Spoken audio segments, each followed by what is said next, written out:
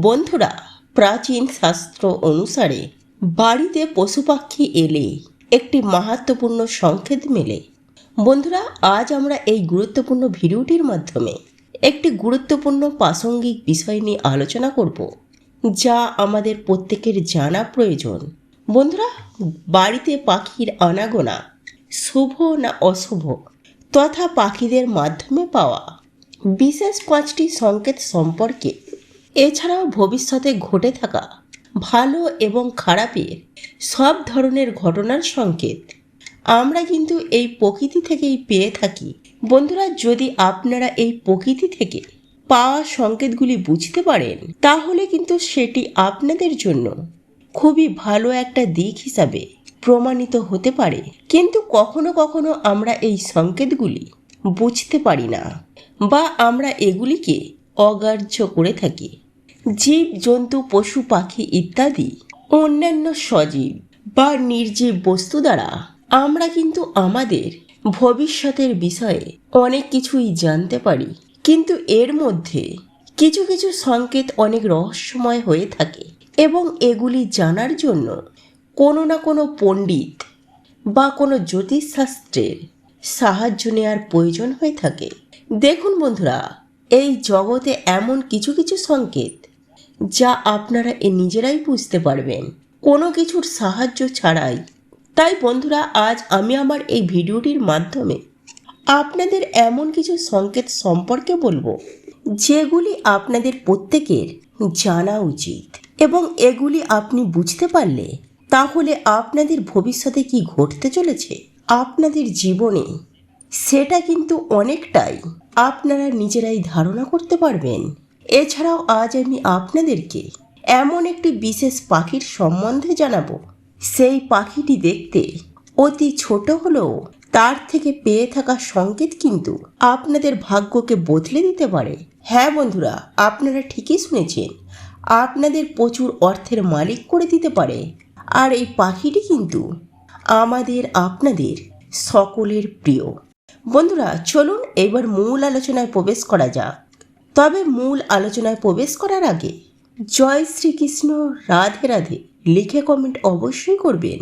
বন্ধুরা, পাখিদের আওয়াজ খুবই মধুর হয়। তাদের মধুর কণ্ঠে এক পবিত্রতা মিশে থাকে, যা শুনলে মনে একটা শান্তির অনুভূতি হয়।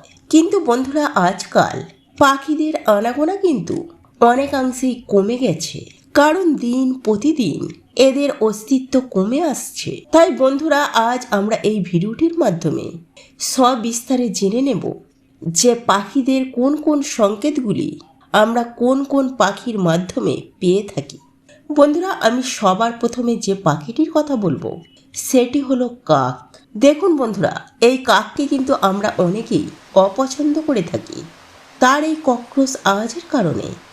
আর এটি আমাদের কাছে অত্যন্ত অপ্রিয় একটি পাখি। কিন্তু এই কাক আমাদের ভবিষ্যৎ সম্পর্কে অনেক কিছু বার্তা বহন করে নিয়ে আসে, সেটি শুভ হোক বা অশুভ। যদি একই সাথে অনেকগুলো কাক এক জায়গায় বসে জোরে জোরে চিৎকার করে, তাহলে এটা কিন্তু একটা বড় অশুভ একটা সংকেত। সেখানে নিশ্চয়ই কোনো বড় ধরনের দুর্ঘটনা ঘটতে চলেছে। তাই বন্ধুরা, সেই স্থান থেকে তৎক্ষণাৎ আপনাদেরকে চলে আসা উচিত। উল্টো দিকে যদি আপনারা এই কাক পাখিটিকে কোনো জলভর্তি পাত্রে বসতে দেখেন বা কোনো মাংসের টুকরো নিয়ে উঠতে দেখেন, তাহলে এটি অত্যন্ত শুভ সংকেত। কারণ বন্ধুরা, এর ফলেই গৃহে সুখ শান্তি সমৃদ্ধি প্রত্যেকটি বিরাজ করে। তাই বন্ধুরা, বাড়ির সামনে একটি পাত্রে পবিত্র জল ভরে সব সময় রাখবেন। বন্ধুরা, দ্বিতীয় যে পাখিটির কথা বলবো সেটি হলো পেঁচা। হ্যাঁ বন্ধুরা, পেঁচা হলো মা লক্ষ্মীর বাহন। কিন্তু শুধু আমাদের ভারতবর্ষে নয়, অন্যান্য দেশ বিদেশেও কিন্তু পেঁচার সঙ্গে সম্পর্কযুক্ত কিছু শুভ কথা ও অশুভ কথার প্রচলন রয়েছে। বন্ধুরা, যদি আপনার গৃহের ছাদের ওপর পেঁচা এসে বসে, তাহলে এটি কিন্তু একটা অশুভ সংকেত বহন করে নিয়ে আসে। খুব শীঘ্রই সেই গৃহে অশুভ কিছু ঘটতে চলেছে, এর মানে কিন্তু এটাই। এছাড়াও বন্ধুরা, আপনারা যদি পেঁচার কান্না বা পেঁচার ডাক শুনতে পান, তাহলে এটিকে অশুভ বলে মনে করা হয়েছে। কিন্তু বন্ধুরা, সাদা রঙের পেঁচা বা যেটাকে এই গ্রাম বাংলার লোকেরা বলে লক্ষ্মী পেঁচা, সেটি যদি আপনাদের গৃহ প্রাঙ্গণে এসে বসে বা আপনার ছাদের ওপর এসে বসে, তাহলে কিন্তু এটি অত্যন্ত শুভ সংকেত বহন করে নিয়ে আসে। এটি ধনসম্পত্তি প্রাপ্তি করার একটি সংকেত হয়ে থাকে। বন্ধুরা, তৃতীয় যে পাখিটির কথা বলবো সেটি হলো ময়ূর। দেখুন বন্ধুরা, ময়ূর হলো ভগবান কার্তিকের বাহন। তাই বন্ধুরা, আপনার যদি কোনো ইম্পর্টেন্ট কাজে যাওয়ার সময় আপনি যদি কোথাও ময়ূরের দর্শন পান বা ময়ূরের আওয়াজ শুনতে পান, তাহলে এটি কিন্তু অত্যন্ত শুভ সংকেত হয়ে থাকে। নিশ্চিত রূপে আপনি যে কাজের জন্য যাবেন সেই কাজে আপনি সফলতা পাবেন। এছাড়াও আমরা পাখির থেকে যে সংকেত পেয়ে থাকি সেগুলো একটু আলোচনা করে নিই। দেখুন বন্ধুরা, যে গৃহে পাখিরা বাসা তৈরি করে সেই গৃহে সব সময় সুখ শান্তি বিরাজ করে, সমৃদ্ধি বিরাজ করে।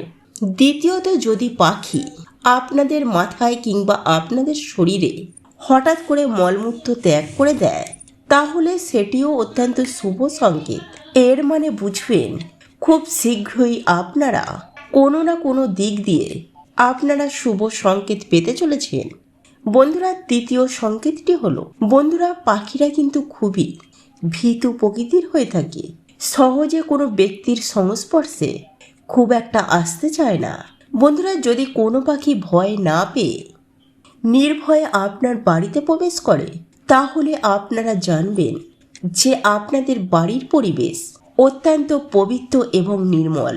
এরপর চতুর্থ বিষয়টি হলো, যদি অনেকগুলো পাখি একসাথে আপনাদের গৃহ প্রাঙ্গণে এসে বসে বা আপনাদের গৃহের ছাদে এসে বসে, তাহলে আপনারা বুঝে নেবেন যে আপনাদের বাড়িতে কোনো শুভ শক্তির আগমন ইতিমধ্যেই ঘটেছে বা দৈবিক শক্তির প্রভাব বিদ্যমান রয়েছে বা কোনো অতিথি আপনাদের বাড়িতে আসতে চলেছে। দেখুন বন্ধুরা, এখানে আমি আরও একটি কথা জানিয়ে দেব। যদি আপনাদের গৃহে পাখির বাসা থাকে বা আপনাদের গৃহে পাখির বাসা তৈরি করে, সেক্ষেত্রে কিন্তু এই পাখির বাসা কখনোই আপনারা নষ্ট করে দেবেন না, অর্থাৎ ভেঙে ফেলবেন না। দেখবেন জীবনে একটা অত্যন্ত শুভ ফল পাবেনই পাবেন। তবে বন্ধুরা, একটি কথা মনে রাখবেন যে আপনার গৃহে যদি কখনো পায়রা বাসা বাঁধতে আসে, তাহলে সেই বাসা কখনোই তৈরি করতে দেবেন না। আপনার গৃহে যদি পায়রা আসে, আপনি তাকে খেতে দিন, তাহলে ঠিক আছে, কিন্তু পায়রাদের খাওয়ানোর পর আপনি সেই পায়রাগুলিকে তাড়িয়ে দেবেন। কারণ বন্ধুরা, বাস্তুর পক্ষে এই পায়রার বাসা একদমই শুভ বলে মনে করা হয় না। বন্ধুরা, এই ছিল পাখিদের সম্বন্ধে কিছু শুভ ও অশুভ সংকেত, যেগুলি আমাদের প্রত্যেকের জানা অবশ্যই দরকার। বন্ধুরা, আজকের এই ভিডিওটি যদি আপনাদের পছন্দ হয়ে থাকে, তাহলে ভিডিওটি লাইক করুন, কমেন্ট করুন এবং বন্ধুদের সাথে শেয়ার অবশ্যই করুন। মনে রাখবেন, আপনার একটি শেয়ার অনেক মানুষকে উপকৃত করতে পারে। আপনি যদি সনাতনী পম্পা ইউটিউব চ্যানেলে এখনো পর্যন্ত নতুন হয়ে থাকেন, তাহলে চ্যানেলটি অবশ্যই সাবস্ক্রাইব করবেন এবং পাশে থাকা নোটিফিকেশন বেল আইকনটি ক্লিক করবেন। এইরূপ নিত্য নতুন ভিডিও সবার আগে দেখার জন্য ঈশ্বর আপনার মঙ্গল করুন। আপনি সুস্থ থাকুন, ভালো থাকুন।